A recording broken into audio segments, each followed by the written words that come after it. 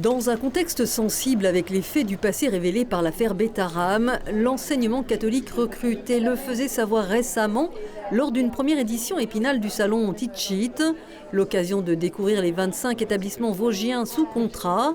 Ce jeune professeur venu s'informer a effectué sa scolarité dans le privé et il apprécie les conditions d'apprentissage. Avec des classes qui parfois sont un peu plus petites aussi, avec un confort effectivement parfois des élèves qui est un peu plus sympathique et un cadre qui peut être un peu plus sympathique que dans certains lycées publics, même s'il y a aussi de très bons lycées publics. Dans l'enseignement catholique, des postes sont ouverts aux étudiants mais aussi à des publics en reconversion professionnelle. À partir du master, donc il y a tout un parcours de formation effectivement comme dans le public bien sûr, avec un concours comme dans le public, mais c'est notre spécificité. Puis on peut être suppléant dans nos établissements à partir de la licence. Être suppléant permet de se former sur le terrain avant d'être titulaire.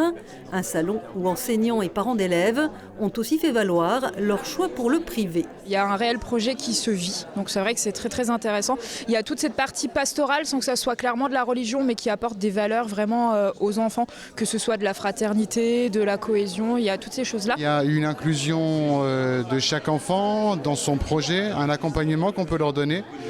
Une façon de travailler qui permet une flexibilité, une prise directe de chef d'établissement à enseignant. J'ai été encadré, j'ai été formé. Mais le scandale des violences commises au collège de Betaram est venu entacher l'image de l'enseignement catholique.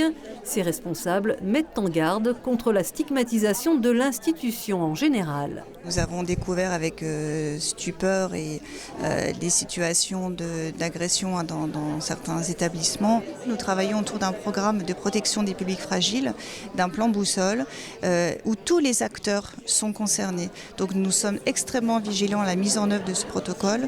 Un protocole qui vise à garantir dans le privé la bientraitance éducative.